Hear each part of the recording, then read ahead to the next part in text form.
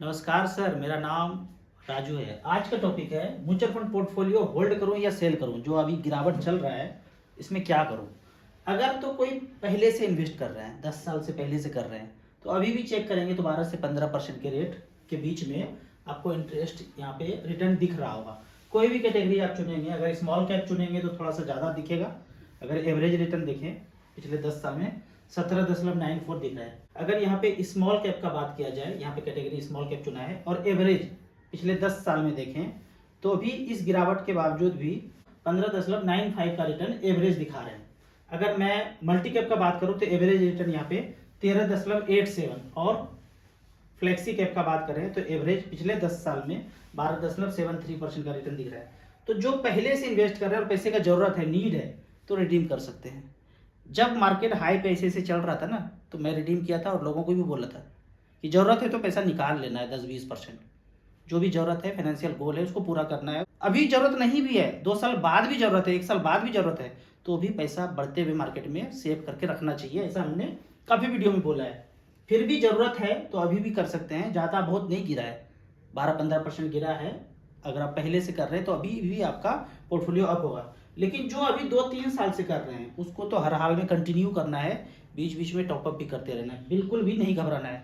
तरह तरह का वीडियो आ रहा होगा कि 3 साल 5 साल रिटर्न नहीं मिलेगा, नहीं भी मिलेगा तो भी कंटिन्यू करते रहना है SIP। अगर आप मार्केट क्रैश का लिस्ट देखेंगे ना, तो आपको विकिपीडिया पे मिल जाएगा वो लिस्ट। ये जितना भी लिस्ट देखेंगे ना, सबसे लास्ट से अगर शुरू करेंगे टोक्यो क्रैश, तो पता चलेगा यहाँ पे इंटरेस्ट रेट राइज किया। ये सब हाथ में है, कब इंटरेस्ट रेट बढ़ाना है घटाना है। तो ज़्यादातर आपको गिरावट जो है ना मैन मेड लगेगा। मतलब अगर नहीं करता, ये वाला युद्ध नहीं करता, हाथ में है, कर लो एज पर प्लान। मार्केट गिराना है, कर लो युद्ध। कुछ गिराना है, गिरा दो, बम फोड़ दो, क्रैश हो जाएगा। लेकिन दुनिया को नहीं पता है ना। दुनिया तो टीवी देख रहे हैं, न्यूज़ देख रहे हैं, मोबाइल रिंगटोन में जो आ रहा है वही सुन रहे हैं। लेकिन खेल कोई और खेलता है, 4-5 लोग मिल करके। वो माफिया ऊपर बैठा है, वो खेल खेलते हैं और मार्केट को इस तरह से गिराया जाता है। तो आप जाके देखेंगे तो पीछे जितना भी इतिहास में आप गिरावट देखेंगे वो ज़्यादातर आपको मैन मेड लगेगा। कुछ यहाँ पे कमेंट्स का बात करते हैं। कमेंट्स में पहला क्वेश्चन है, 10 लाख रुपए मुझे SWP में लगाना है, कितना पैसा विड्रॉ करना है, प्रोसेस बताएं। यदि 10 लाख रुपया है, इस समय 10 लाख रुपया है तो 10 से 12 महीने में SIP या STP करके सारा पैसा लगा देना है। उसके बाद जब 10-12 महीने के बाद सारा पैसा चला जाएगा तब SWP करना है। यहाँ पे अगर SWP करने का बात करें तो AUM वाइज हमने यहाँ पे फंड सिलेक्ट किया है 68,000 crore SBI equity and hybrid, और दूसरे नंबर पे है ICICI equity and debt 38,000 crore. 10 lakh रुपया रखा और 6,000 रुपया पर मंथ लिया। क्या परफॉर्मेंस रहा है ये आप पिछले 10 साल 12 साल 15 साल में चेक कर सकते हैं। तो ये 2 फंड में आप शुरू कर सकते हैं। कोई और फंड आपको अच्छा लगता है अध्ययन करके उसमें भी शुरू कर सकते हैं। नीचे और भी है, AUM वाइज आप लिस्ट चेक कर सकते हैं। अगले क्वेश्चन की तरफ चलते हैं। मेरा 6 SIP चल रहा है, 2,000 रुपये पर मंथ, 12,000 रुपया, 1 लाख रुपया और इन्वेस्ट करना है, तो क्या स्ट्रेटेजी सही होगा। अलग से कोई क्रिएट कर लें फंड या फिर इसी में टॉपअप करना है। जो आपका एग्जिस्टिंग 6 फंड है जिसमें जिसमें लमसम लिया जा रहा है, जो कुछ तो SIP ही अलाउ करेंगे, कुछ लमसम अलाउ करेंगे, तो उसमें आपको टॉपअप करते जा रहना है। 1-2 फंड चाहे तो इंडेक्स फंड जोड़ सकते हैं। 250 इंडेक्स फंड है, माइक्रो कैप है, इसको भी फर्दर आप जोड़ सकते हैं। सर मेच्योरिटी के टाइम पे ELSS एंड अदर फंड में कितना टैक्स लगेगा, कंपेयर करके बताएं। चाहे आप कोई भी फंड लें, टैक्स वाला लें, नॉर्मल फंड लें, स्मॉल कैप ले लिया, 3 साल 5 साल 7 साल 10 साल के बाद जब भी बेचेंगे तो उसमें जो गेन होगा एज पर स्लैब अभी जो चल रहा है, तो बेसिक एग्जम्पशन जितना है, जो छूट है, उतना तक मान लेते हैं कि 3 लाख रुपया है आपको गेन हुआ और 3 लाख रुपया आपका बेसिक एग्जम्पशन में ही छूट है और कोई इनकम नहीं है। अगर कोई इनकम है फिर तो वो 12.5% के रेट से जो long term capital gain tax है वो भरना पड़ेगा। लेकिन आपको कोई और इनकम नहीं है, रिटायर्ड पर्सन है, कोई इनकम है ही नहीं, तो बेसिक एग्जम्पशन में अगर 3 लाख रुपया गेन यहाँ से हुआ है, एग्जम्पशन भी 3 लाख तक है, तो कोई टैक्स लगना नहीं है। 3 लाख से ऊपर है तो फिर वो 12.5% के रेट से आगे आता जाएगा। ELSS से कोई मतलब नहीं है, कोई भी कैटेगरी से कोई मतलब नहीं है। जब भी आप पैसा निकालेंगे अगर 1.25 लाख तक है तो कोई लगना ही नहीं है। उसके ऊपर है और कोई इनकम नहीं है तो स्लैब के अनुसार देखा जाएगा। सब स्लैब पार करके आपका इनकम ज़्यादा है तो 12.5% का जो long term capital gain tax है वो देना पड़ेगा। पोर्टफोलियो रिव्यू है, 22,000 रुपया का SIP चल रहा है। मोतीलाल ओसवाल मिड कैप बढ़िया फंड है। निपॉन इंडिया मिड कैप 2000, ये मिड कैप ना होके मुझे लगता है ग्रोथ फंड है। HDFC मिड कैप अपॉर्चुनिटी सब मिड कैप हो गया, इसको आप चेंज करके 250 इंडेक्स भी ले सकते हैं। SBI कॉन्ट्रा काफी पुराना फंड है, बढ़िया फंड है। पराग पारी flexi cap 2000, HDFC flexi cap 2000, Nippon India small cap 2000, Tata small cap 2000, बंधन small cap 2000, SBI small cap 2000, HDFC small cap 2000।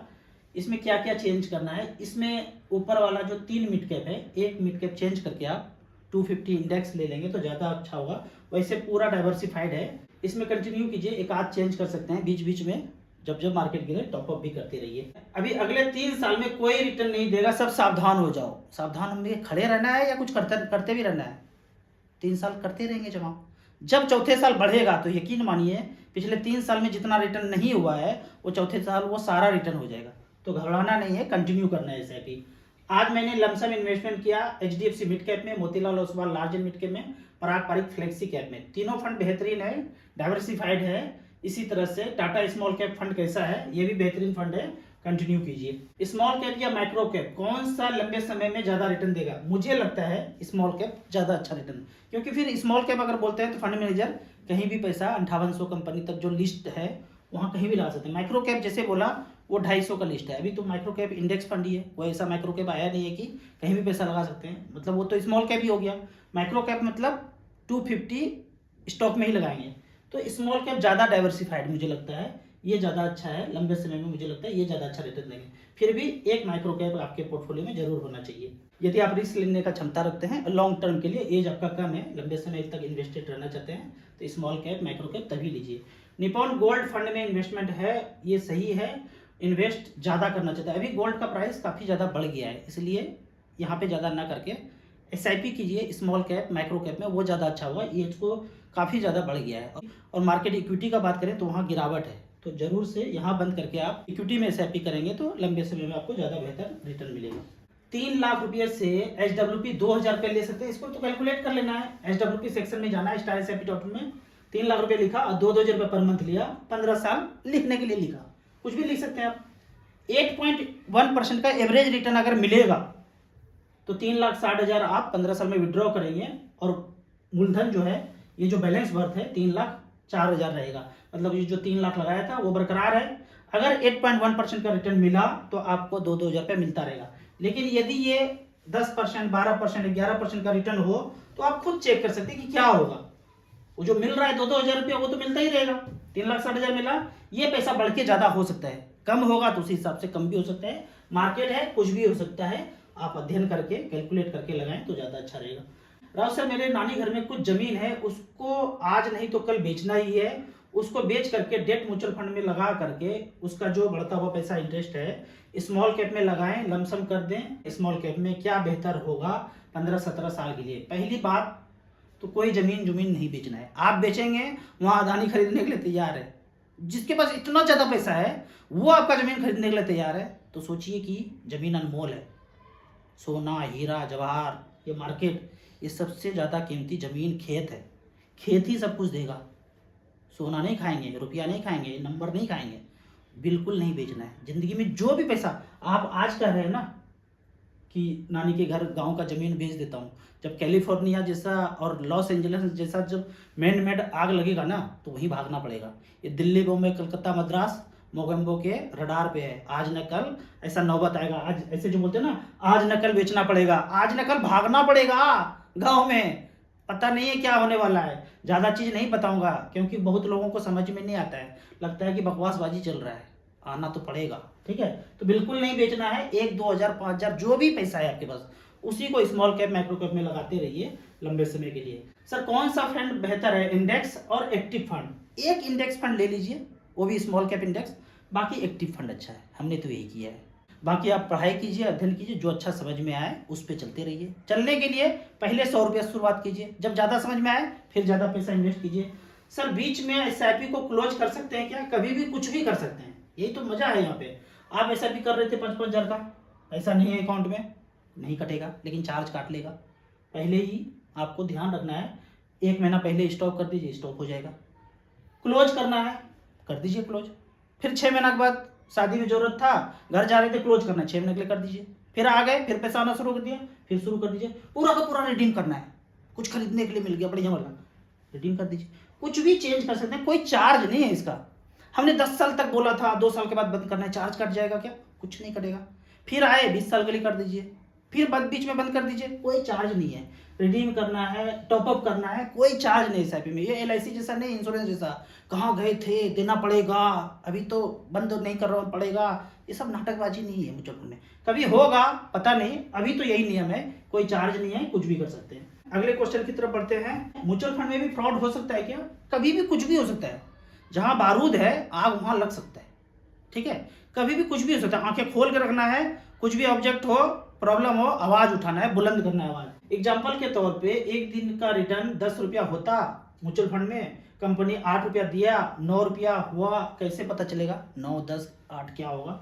आप कहना चाहते हैं कि 10 रुपया तो होता, पर डिस्क्लोज किया इन्हें भी 9 रुपया या 8 रुपया, कैसे पता चलेगा? इसको ऐसे देखिए, पहले तो यहाँ देखिए आपने जो पैसा लगाया वो किस किस म्यूचुअल फंड में चला गया। मान लेते हैं एसबीआई स्मॉल कैप, इतने कंपनी में पैसा लगा दिया, ठीक है? इसका शेयर का प्राइस चल रहा होगा। अब सबका एवरेज निकाल करके रजिस्ट्रार जो है कार्बी कैम्स वो कैलकुलेट करते हैं। ये कंपनी नहीं कर रहे हैं, वो कोई और भी बैठा हुआ है कैलकुलेट करने के लिए। एक ही आदमी के हाथ में हो फिर तो घोटाला कर ही लेगा। 2-3 आदमी के हाथ में है तो घोटाला मैच करेंगे तो मिसमैच हो जाएगा। तो यहाँ पे इतने कंपनी पैसा लगा दिया। अब मान लेते हैं कि एक दिन 10 रुपया हुआ और 9 रुपया दिखा दिया। इसको ऐसे समझिए कि मीटर रीडिंग लेने के लिए आया बंदा आपके घर पे, मीटर रीडिंग, बिजली मीटर वाला, 1000 यूनिट था और 900 ही दिखा दिया, तो आपको उस महीने तो 100 यूनिट कम का ही पैसा देना पड़ा, बिल जो देना पड़ा। पर अगले महीना जो दूसरा बंदा आएगा या वही आएगा, फिर 1500 अगर रीडिंग है तो 900 से शुरू होगा ना, तो 600 यूनिट का बाद में देना पड़ेगा ना। पीछे नहीं दिया तो आगे देना पड़ेगा, जोड़ के ही मीटर आएगा ना। ठीक उसी तरह एनएवी आज कम दिखा दिया, अब अगले महीना या अगले दिन, दूसरे दिन स्टॉक का जो प्राइस है वो पकड़ा ही जाएगा। इतना आसान नहीं है पंगा करना। पंगा होगा उसके लिए और ज्यादा डिपली जाना पड़ेगा, जो कि होता है, और सेबी की तरफ से उनको पकड़ा जाता है, दबोचा जाता है, अंदर भी घुसाया जाता है। तो भाई घोटाला कहीं भी हो सकता है। आंखें चौकन्ना रखिए, देखते रहिए। चोरी करना पाप है, चोरी करने पे जुर्म है, लेकिन हो रहा है ना, पकड़े जाने पे जेल जाता है ना। तो घोटाला तो कहीं भी हो सकता है, पकड़े जाने पे अंदर जाएगा। रिस्क ले रहा है तो मजे ले रहा है, जिस दिन पकड़ाएगा उस दिन जाएगा। राव सर, मेरा बच्चा 4 साल का है, मैं कुछ ऐसा इन्वेस्टमेंट करना चाहता हूँ कि एचडब्ल्यूपी के थ्रू उनका मंथली फी जाता रहे, 18 साल के बाद उसको वेल्थ क्रिएट भी हो जाए, तो वही ऑप्शन अच्छा है। बैलेंस फंड में एचडब्ल्यूपी करके 10 लाख लगाया, 6000 रुपये पर मंथ लिया, चलता गया चलता गया चलता गया एक्सपेंस, और जो पैसा बाद में बैलेंस बचा उसको आप 18 साल के बाद लमसम देना चाहें, कोई बिजनेस करना चाहें, पढ़ाई में जाए खर्चा हो, जो भी हो, इस तरह से सेव कर सकते हैं। थोड़ा रिस्क भी कम रहेगा बैलेंस फंड में, इसी तरह से कर सकते हैं। 20 लाख लगाएंगे 12,000 रुपये पर मंथ, लेकिन वो 10 लाख या 20 लाख अभी के दौर में 10 से 12 महीने में आपको पुट करना है, उसके बाद एचडब्ल्यूपी स्टार्ट करना है। अगर म्यूचुअल फंड बंद हो जाए तो पैसा कैसे मिलेगा? बेहतरीन क्वेश्चन, ये हमेशा क्वेश्चन पूछा जाता है। मान लेते हैं कि एक एमसी में अपने पैसा इन्वेस्ट किया, वो बंद हो गया। बंद जैसे हो गया, इसको कोई ना कोई टेक ओवर करेगा। उदाहरण के तौर पे मैं रिलायंस म्यूचुअल फंड में इन्वेस्ट करता था, वो बंद हो गया, उसको खरीद लिया निपॉन म्यूचुअल फंड, जापान का कंपनी। हम उसके अंदर आ गए, सब कुछ वैसे चल रहा है। फंड मैनेजर चेंज हुआ, नहीं चेंज हुआ, चेंज हुआ, मैनेजमेंट चेंज हुआ, हमारा सब कुछ वैसे चल रहा है। दूसरा ऑप्शन, ये हमको इसमें ही करना था, दूसरे में नहीं जाना था, हम उसमें उसके अंदर नहीं जाएंगे। आपके पास ऑप्शन है 30 दिन, 40 दिन, 50 दिन, उस समय एज पर रेगुलेशन जो आएगा सेबी की तरफ से, 30 दिन के अंदर या जो भी नंबर आएगा उसके अंदर आप पैसा निकाल लीजिए, स्वतंत्र है। निकाल करके जहां भी जाना है चले जाइए, बैंक अकाउंट में रखना रखिए।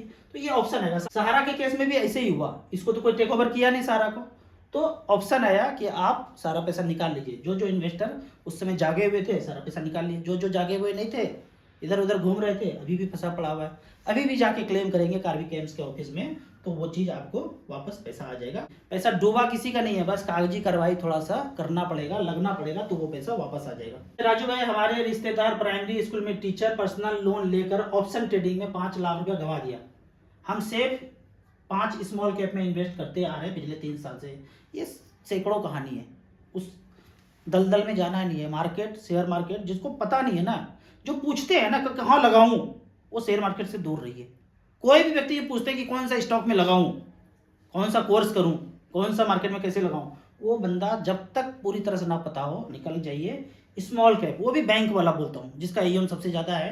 धीरे धीरे करके लगाते रहिए। यहाँ भी रिस्क है, यहाँ भी ऊपर नीचे होगा, लेकिन बने रहिए, बोलता हूँ छोटे अमाउंट से 500,000 से शुरू कीजिए, धीरे धीरे करके जब ज़्यादा समझ में आएगा तब ज़्यादा पैसा इन्वेस्ट करना है। अगला क्वेश्चन है सर ETF में भी इन्वेस्ट करना ठीक रहेगा क्या या सिर्फ SIP करें? मैं बोलता हूँ ETF में नहीं करना। ETF करने के लिए आपको डीमेट खोलना है और ETF में ये सुविधा है कि आप कभी भी बेच सकते हैं। जैसे म्यूचुअल फंड में तो एक दिन में मार्केट जो होगा ऊपर नीचे होगा उसका NAV रात के 9 बजे डिस्क्लोज होगा, एक बार बेचेंगे उस रेट से पैसा मिलेगा।